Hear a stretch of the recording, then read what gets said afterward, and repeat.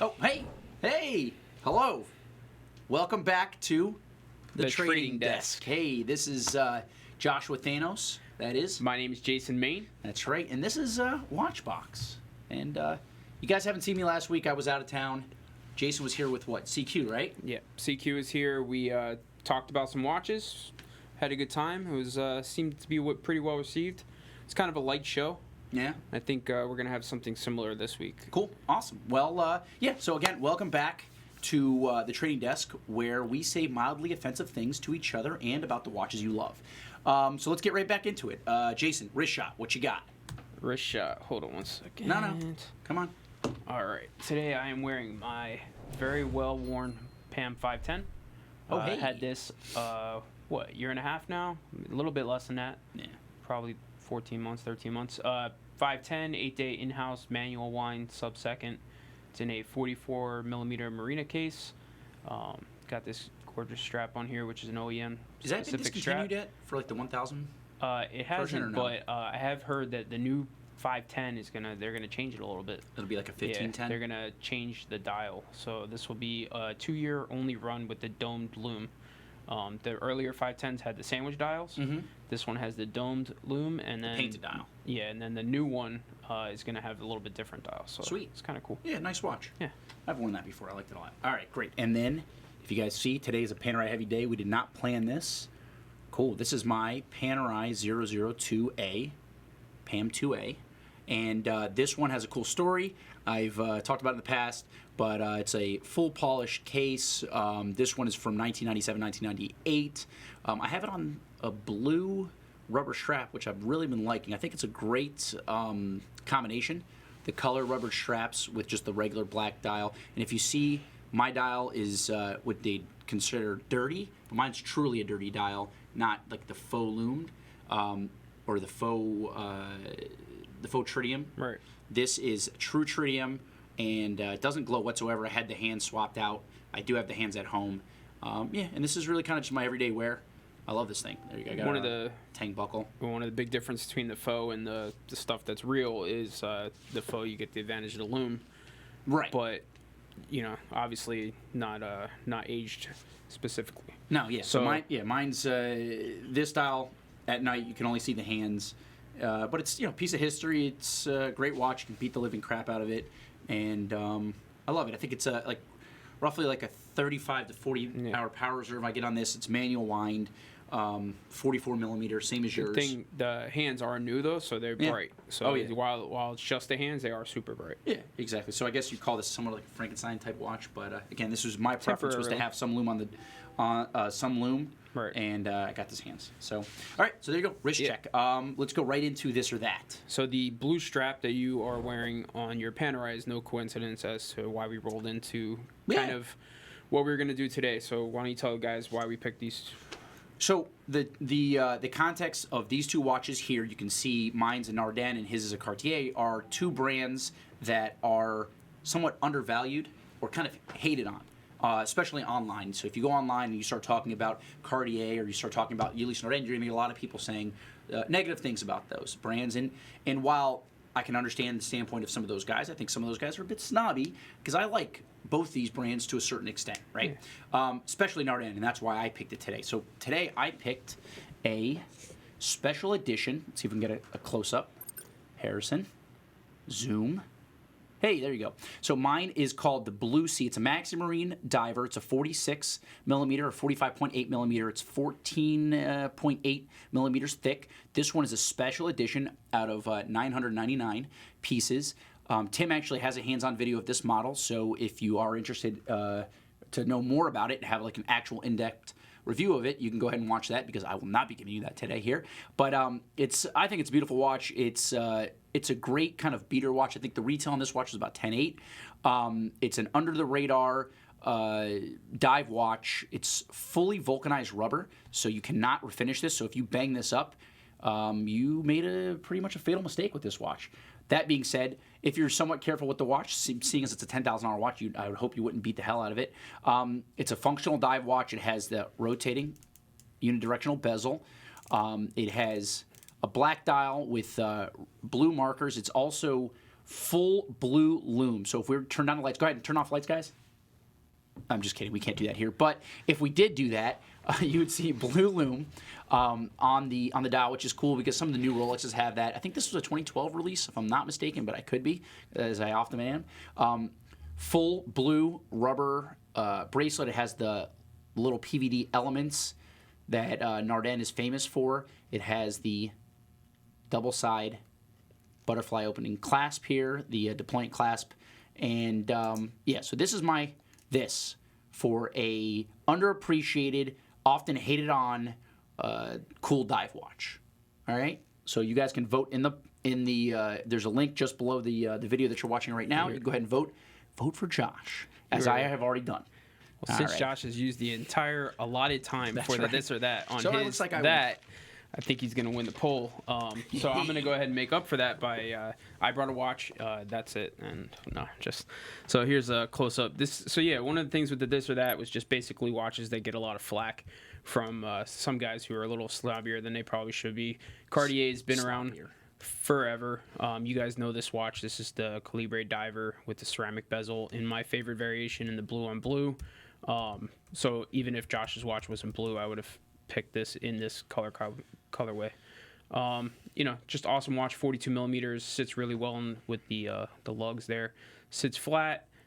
Pretty well respected watch for what it is, even though these will take a little bit of a beating if you buy them new versus secondary. This one's pretty clean, and I just like this watch quite a bit. It's pretty readable. I'm assuming you're looking at the poll with your discuss. Dude. And then real quick, Harrison, just because we're doing blue on blue. Oh, look, Jason brought a weapon.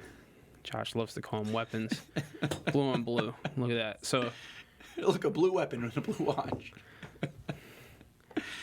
Oh man! All right, so there you go. Please vote in the poll. Can we have early results? Can we upload those? We'll just sit here quietly. I'm gonna go ahead and assume Josh has already voted. What the? Twice I have. You voted already? Wow. I don't understand. I mean, listen, the Cartier is a nice watch, but Nardin's a better manufacturer than Cartier. We can agree on that, yeah? I would say so. Yeah. And the watch it's a better coolness factor. But that's arguably like Cartier's best watch. All right, in my opinion, versus no. The Battle Blue is their best watch. And I understand that the Cartier Diver's cool. That watch is much better off the wrist. This is one of a handful of Cartiers that I would actually wear. Well, so and when I say handful, I mean less than I understand. And this watch looks really nice. And this is a piece that they only made 999 of because they couldn't sell more than that, and it's an obscure reference that nobody. I mean, this is a cool watch, but there's 500 variations of this watch. Pre-owned, you're going to be able to get them for roughly the same price, right? You get, I think, a longer power reserve with the car. I can't even get this. I mean, look, can't even get the strap into the keeper. Don't know how to use this watch is nice, but on the wrist, it's not that nice. Like I like the idea of the Cartier. I like the way it looks. I have a nice flat wrist. I can't get this watch. Look, see how it goes off the side. That's the biggest problem that I have with the diver. The Calibre divers that they make is that they don't wear particularly comfortable, and that's a big problem. See, look, let's see if we can see how it's coming up the top of a flat wrist, whereas the Nardin. Here we go. Don't ever say we didn't say anything negative about watches. The Nardin sits nice and flat, and this goes for. I feel like the Nardin. See that? Look at that. It contours the wrist perfectly. Those elements actually work really, really well. And I think that's so underrated. This is one of the most comfortable rubber straps made in the industry, in my opinion. And that's coming from a guy who's, I'm a Panerai apologist, right? I wear Panerais constantly. $690 strap.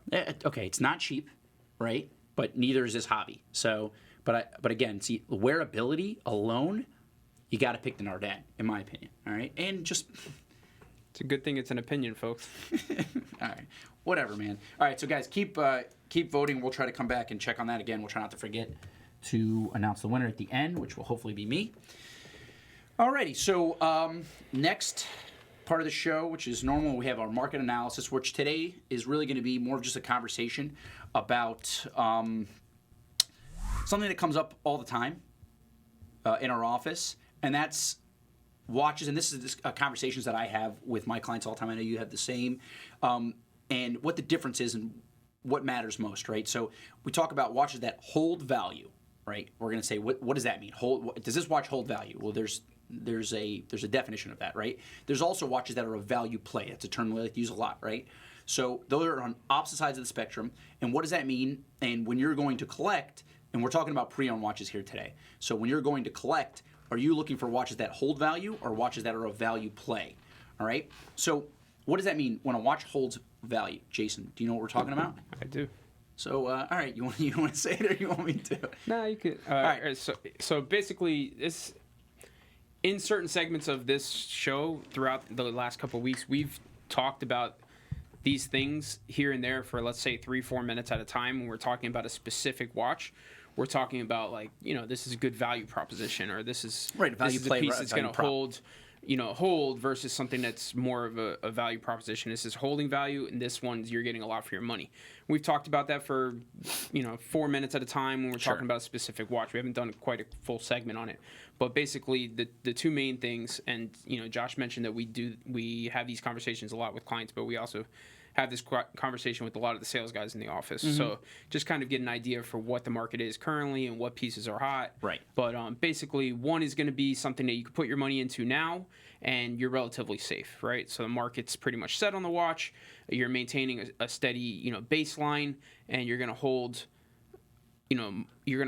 price in the watch. The other one is going to be something that is way under market, but you get a lot for your money, a lot of bang for the buck. So, you're getting in the right direction. So in this context, what we're going to talk about today is watches that hold value. We're talking about in relation to their MSRP, and that's really where things start, right? So the brands, they're going to set an MSRP, and then so if you have to go buy that watch at an MSRP level, brand new, is that watch going to hold value pre-owned, or is it going to lose value pre-owned? So when we talk about watches that hold value, it's in regards to their MSRP, their manufacturer suggested retail, right? The retail price. Watches that are value plays are watches that pre-owned sell for well below 50% or under. Right, well below their MSRP. So, questions when a customer comes to me and says, "Hey, what's a great chronograph to buy?" Right?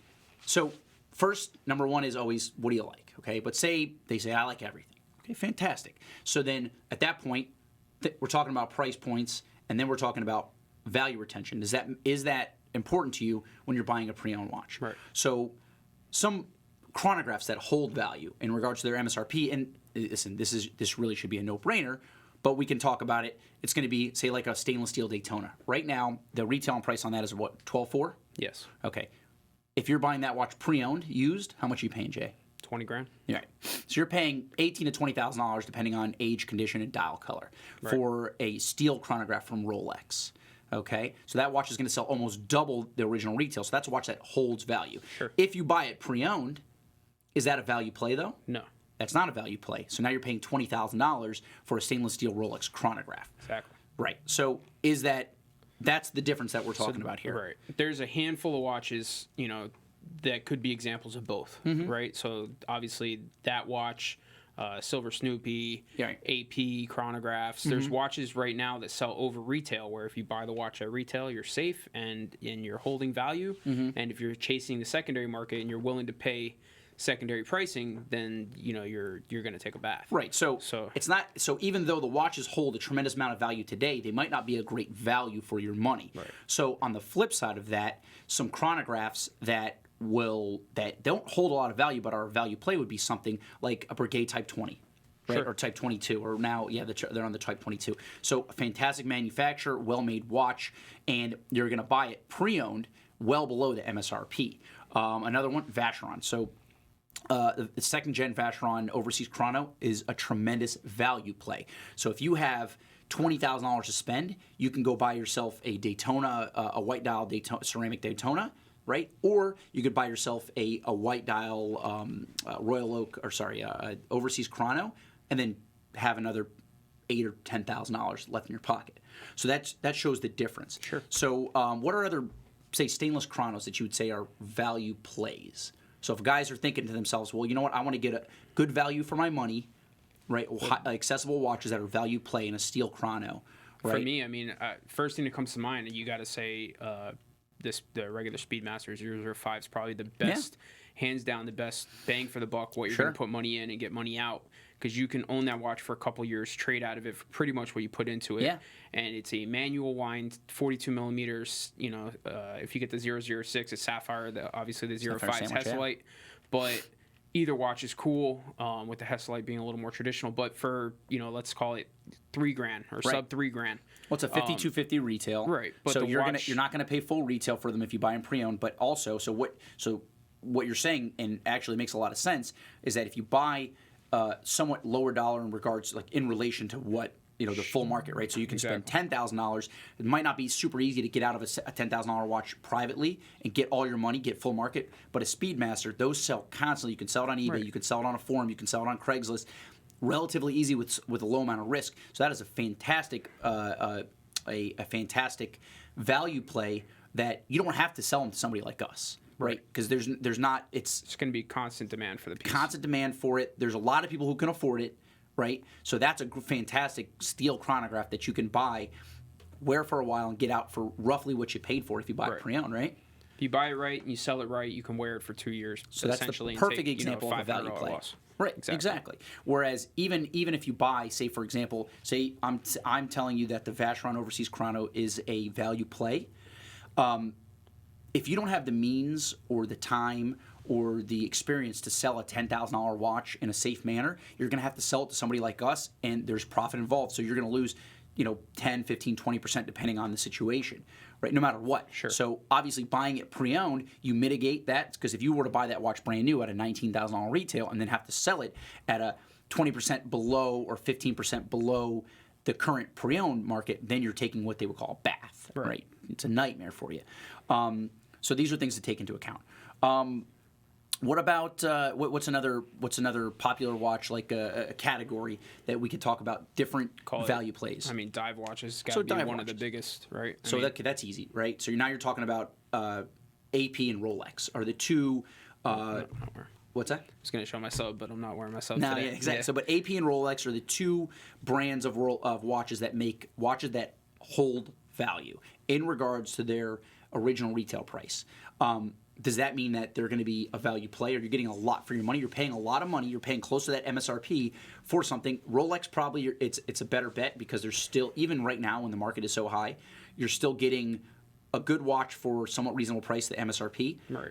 I wouldn't say that Rolex across the board, especially dive watches, are overpriced. Certainly now. But I mean, I guess we're a little jaded too. I mean, $8,000 for a dive watch. We're insulated from what. But the thing is that I feel like for what the cost of both watches are, I still feel like the Rolex is better build quality than the AP, and I might get some pushback from that. Yeah. They're different types of watches, but like I love the Diver. I wore one on the show last week. I wore that for the better part of 5 or 6 hours that day, and I love that watch. It's fantastic. I really like the OD green one that just came, is coming out. Yeah. Would I buy that watch with a retail of $19,000? Probably not. No. But I own a sub, and I feel like it's safe money in, safe money out. Fantastic watch, great durable watch, and when I go to sell it, I'm not going to take it back. So that's a little bit of a mix of both the things that we're talking about. It's a value play because you're getting relatively good value for what you're paying. You're not overpaying for a name, though some people would argue. We're not going to go down that road here. But you're also holding a lot of value based on that MSRP. Yeah, so dive watches, and then so on the other side, so a value play for a dive watch, be a Nardin, right? Nardin's, so this watch is a 10.8 retail. You can find this anywhere between $6,000 and $7,000 asking online. You negotiate a little bit, you get a little bit less than that. So almost 50% of the MSRP for a well-made, well-designed, very comfortable, dive watch. The only problem with a watch like this, and that's what you have to take into account, is there's not so many buyers for a watch like that, so that might not be a watch that you can easily sell privately, so you might have to go to somebody like us, again, giving up the 10, 15, 20% margin that somebody who's going to be reselling professionally is going to ask for. Sure. Right? So those are things you have to think about. And that varies on the brand, right? So just to, that's not a great blanket statement, because a lot of guys will call me and they're like, oh, well, you guys are going to make your 10% or your 15%, not knowing our business model, our industry. That's another conversation entirely, but it all depends on, how quickly we think something's going to sell, what's the demand, how many do I have, how long have you had them, stuff like that. So just, that's another conversation entirely. But like you're saying, there's stuff that you can safely put your money in and not have to rely on a secondary dealer, because if you buy an AP diver and you want to sell it, there's going to be tons of guys out there that want to buy an AP diver, and you might not necessarily need a reseller. Whereas if you're buying something that has I think a it's more on questionably price point, though. Yeah, where you have a questionably higher retail value than what the secondary market is. And now, we've said on the show before too, you have to factor in like what's your time worth. What do how much do you want to invest in the process? I got you. And if you don't have $1 million infrastructure or people that do it 24/7, it's tough. Well, there's risk involved, right? Yeah, So exactly.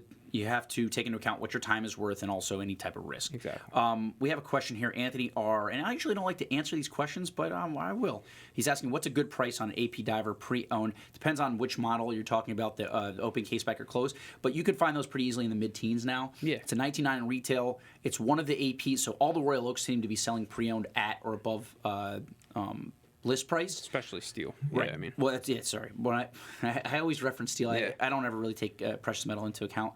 But the Royal Oaks, the offshores, have not gotten to that point. They're up from, say, a year or two ago. Right. And I think that they probably will end up, so like a Royal Oak offshore chrono is going to be a watch that's at, what is it, $26,000 retail. Right now they're selling between, like, on the low end 18.5 and on the top end probably like 22, depending on which model and what year and all that stuff. I think it's probably going to end up settling right around there. The divers right now, which one of my favorite APs, maybe the best AP in my opinion. Certainly the most comfortable. Without a doubt, the most comfortable, and you can fit the divers to a leather strap as well, so they become somewhat dressy that way, so you can kind of get more use out of it. But those are watches that are not selling at retail. They're selling a bit below, and you can get them anywhere in the low to the mid to high teens. So that would be somewhat of a value play in the realm of the brand. Just pretty safe to say that like the closed case back first gen stuff is like under like Mid, 14s, low teens. Yeah, low 14s teens. or lower, and then pretty much all the newer gen with the exhibition case back is going to be around 15 or up, depending on the color, depending on how hard it is to get that color. Like when they first came out the exhibition, they had that green yellow color, which is like you can't find it now. Oh yeah, it's that's insane. one that Tim wants. Yeah. Yeah. So. Again, and also when you're talking pre-owned, it comes down to the situation of the seller. If you find a guy who needs money badly, then you'll get a little better deal, and that's something outside, obviously. Somebody mentioned that if we're talking about divers, good value in divers, we can't have that conversation without Blancpain, which you and I discussed this earlier. Yeah. That's another one. So Blancpain 50 Fathoms and the Bath Escape are also value plays, right? So those are watches that you're going to get more for your money because you're going to be paying well below the MSRP pre-owned, right? So that's another good way to look. So if you're looking to get something that's a value play, and again, this conversation came up because I'm asked this a lot, and there's context to everything. When a customer asks me, what's the best value? Well, are you looking for something that's holding value or something that's a value play? For me, it's always a value play. I rather go into something that you would consider a value play in this discussion because, number one, over long term, it tends to hold better value because if a watch is holding a lot of value in regards to its MSRP, I feel like there's more opportunity for it to drop than if you're buying a watch that's completely devalued in the market, right? So if you're buying a watch at 50% of its MSRP, unless the brand goes under, you don't assume that watch is going to go down to zero. Right. But if you're buying a watch at or above its retail price, you have to assume over time there's a greater chance for that watch to come down in value. Yeah, there's some kind of misunderstanding with most guys that don't really know the market too, because it's whenever you buy a car, like every single person ever that buys a new car knows as soon as they drive it off the lot, it's worth less. Right. It's just unless it's common a understanding. Some Ferraris will go up. I mean, but even so. So there's just common understanding, and a lot of people that aren't in the space or aren't the guys that are on this chat or aren't don't know exactly what's happening are shocked, like taken aback when you tell them, So yeah. But you know what's another really good value when it comes to chronos, and they, in my opinion, as somebody who does this for a living, I get so mad, is the dark side of the moons. If they kept those somewhat limited, if they didn't make a million sides of the moons and all that, that could have been their Daytona. Yeah. And when that watch came out, that was getting a good premium. So that's the other thing. So that's a watch in the first 3 or 4 months that it was released, they were selling like right around $10,000. It was $12,000 retail. They were selling pre-owned for $10,000. If you bought that for 10, that's a watch right now you can get for 7 or less. Yeah, it's really tough, and It's unfortunate, but you get a bang for your buck on a watch like that. Full ceramic case with a Omega chronograph, 44 millimeter. If they made it, I want to see a dark side in a 42 millimeter case in a manual wind movement. I'd be all over that. Yeah, that'd be cool. But that's a great value play. But then again, that's another dark side. Like, you're just adding to the fire. Oh yeah, but they've already jumped that shark, yeah, man. I mean, it's already it's been unfortunate. That's a thing you with a brand like Omega. It's hard to trust a limited edition. So we've seen over the years like limited editions not sell out as quickly because people assume there's another one 12 months away. Yeah, like kind of crazy when you start to think about like what the Silver Snoopy's doing right now. Right, and that's scary, there's man.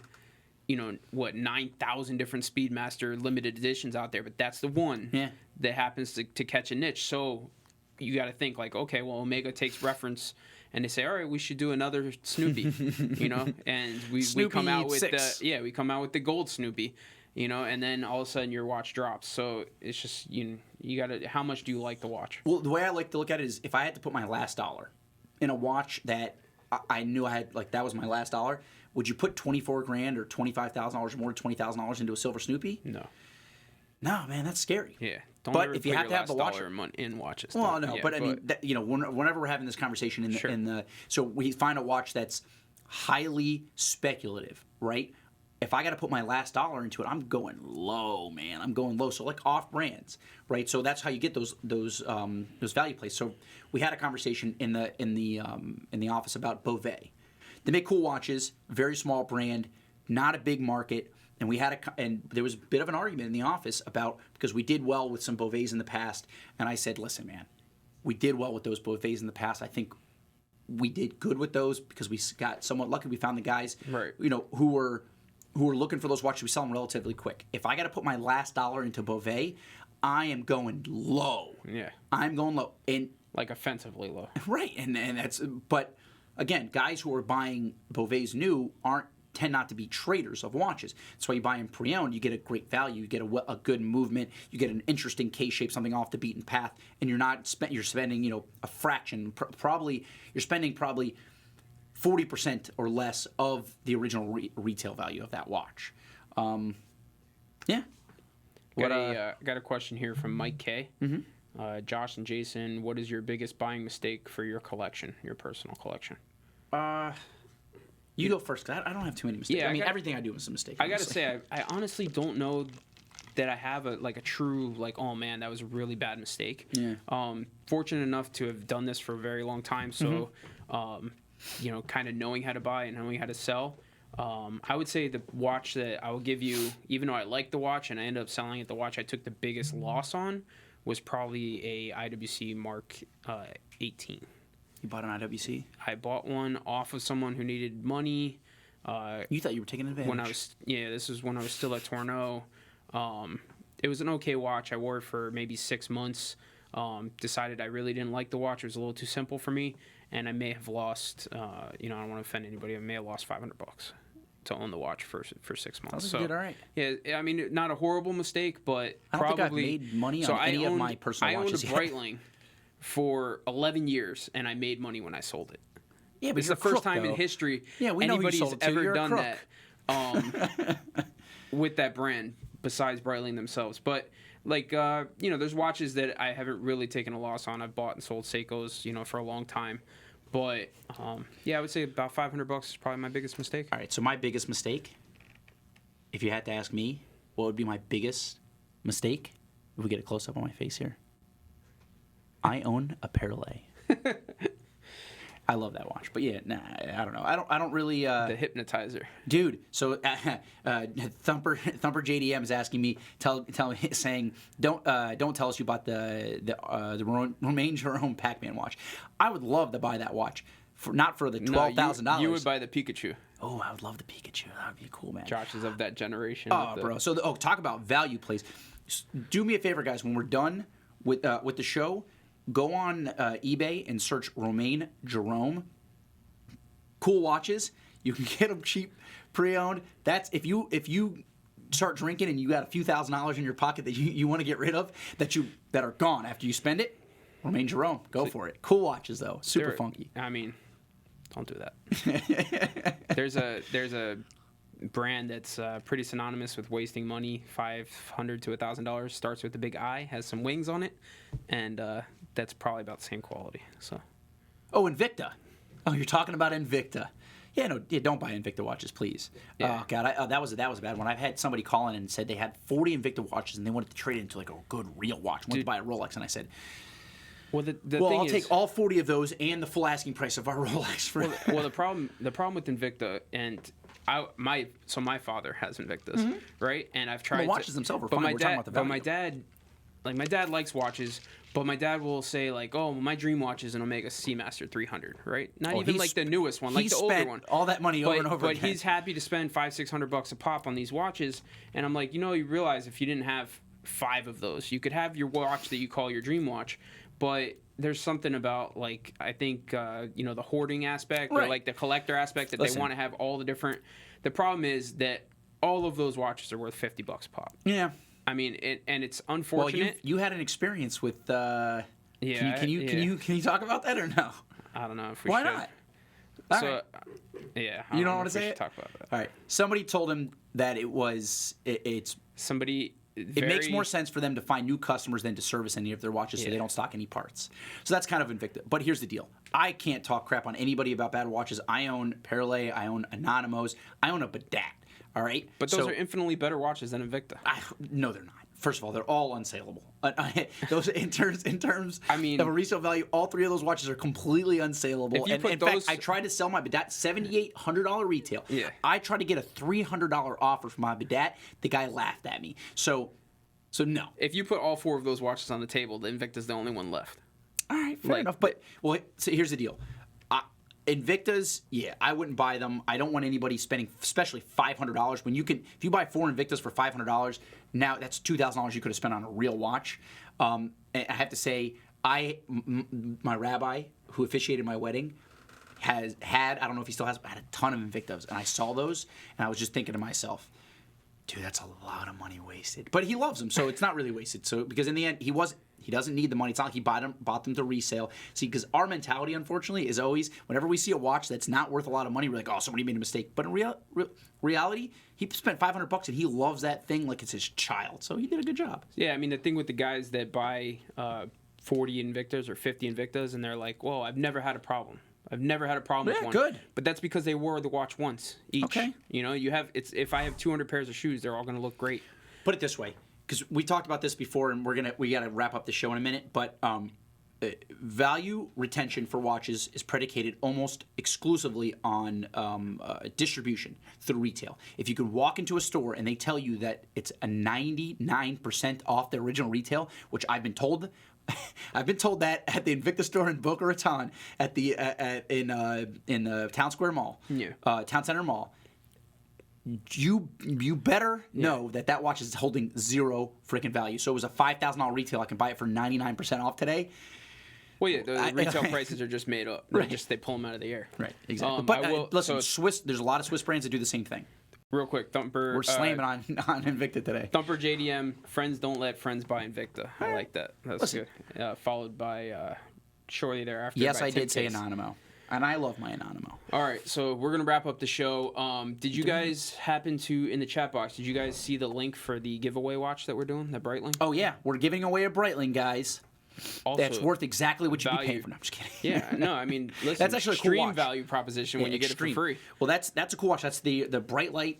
It's quartz, cool but watch. I was looking at those. I'm probably going to end up owning one of those. That watch is super light. It's pretty cool for what it is, and for free, you can't beat it. There are Invictas that they do sell for $500. Yes, there is, BS. But yeah, so check out, if you go to our website, watchbox.com, you'll see there's a pop-up, and you can enter to win a free Breitling, right? Better than Invicta. Actually, a good watch. I got an email this morning. Quartz we're having Breitling. a 4th of July sale soon, too. So. Oh, yeah, we're having a 4th of July sale? Great. So we fun. sell our watches for less money. Awesome. Super happy about that. But, so enter to win the Quartz Breitling. If you've watched the show before, you know that I believe that Quartz Breitlings are the best Breitlings. So I own a Quartz Breitling. Super Quartz. It's a fantastic watch. It's bright light. Right. It's actually pretty cool. We're rambling. I'm going to call it. All right, we're done? That's all right, guys. This or that poll? Jason wins. Fuck, man. Jesus Christ. That's this guy right here. Dude, All all right, right, whatever, good show. man. That's it, we're done. All right, Call so it. we're done. Bye. Hold on. Fade to black. We're Make done. sure you subscribe to Leave me our hanging. channel. You like our video. You follow me on Instagram. I'm Mr. Thanos. Very easy to remember. My name, Mr. My name, Thanos. His is terrible. What is it again? It's because I don't need your follows. All right. So don't follow him, but you want to say what it is? That's silly. Silly. Evo X4B11. Yeah, You Evox, guys know who I am. Whatever. So follow him on Instagram. Follow us, Watchbox Global on Instagram. Follow us on Facebook as well. MySpace, Friendster, LinkedIn. Send us emails at Gmail and everything else. All right, we're Can done. we go now? All right, cool, man. It's Friday night, man. Let's get the hell out of here. All right, cool. Yeah, we're going to a baseball game. All right, guys, thank you so much. This was kind of fun.